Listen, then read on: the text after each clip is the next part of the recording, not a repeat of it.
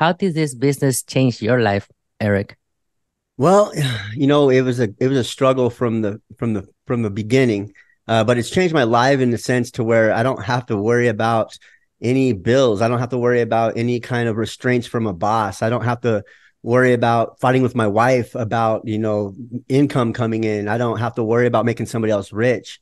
I was able to build something fairly rapidly, like Brian had said, but it's changed my life in many more different ways. I was able to give back more and throughout my life, I have a pretty crazy story, but I've taken a lot throughout my life, and I left a lot of people hanging because of my my inactivity of being part of society, right? And I was always trying to go against the grain, and now I'm living life on life's terms. So I look at things and opportunities differently than I did in the past. Before I was looking for a come up, and now it's more of like, how can I, you know, move forward each and every day and still provide value and still be able to, have a good relationship with my wife and my son and all of these different things. They kind of unfolded almost overnight. It seems like, money doesn't, money's not like primarily the biggest thing, but it does create a lot more opportunity in your life, right? Of happiness, bills, not worrying about that, or going to the gas pump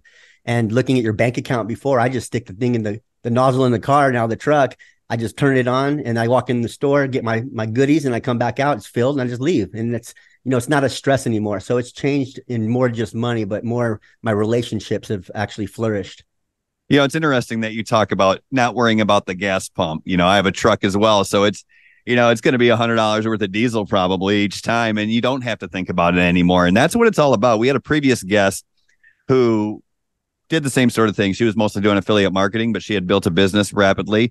And she would talk about, being able to just buy the organic strawberries. It's those little things that just make you feel so much lighter and really make life more enjoyable. Because although you have the Two Comma Club award for generating over $1 million with your business behind you, it's not really about the $1 million. It's really about the freedom and the relationships improve as well. Your life evolves when you don't have to worry about the stresses of that income. So you talked about the shift from, you used to take or look to get yours or leave other people hanging. And then you had this shift where it was more about giving back. And that was really the pivot point for you, right? Where everything got better and started to improve. So what was it in you, or what did you see that helped you realize you needed to make that shift? And what did that look like?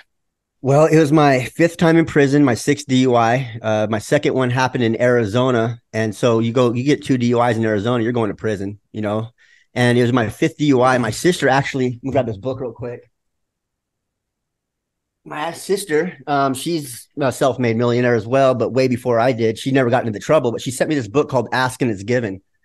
And that's kind of like when it all started, is when I read this book and I had the realization, like, throughout my life, I left my family hanging. I was out there, still working my job and my construction job, but it all pretty much started the last time I was in prison. And that was just but 4 years ago. I've been out. I'm still on parole today, with all the classes, all the requirements of probation and parole on top of everything else. I built $1 million business on parole, which is crazy. But it all started when I read this book called Ask and It's Given. And it opened my eyes up to like a little bit of a manifestation and being in the here and now. Before, I was trying to live in the future and dwell on my past. And, you're in the ClickFunnels event, but your past and your current is the same, right? But it's all the state of mind.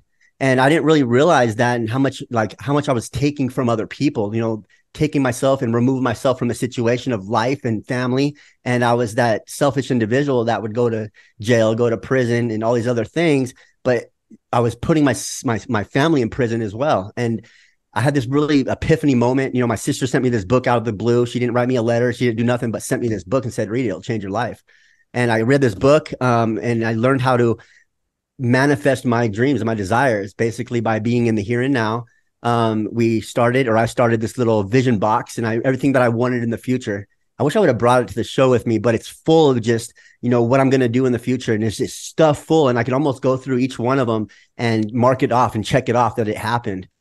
I have a wealth wall behind me, and it's part of the process, but that's when it all kind of like came to realization, came to full like the vision of everything that's gone on in my life in the past and what's in the future.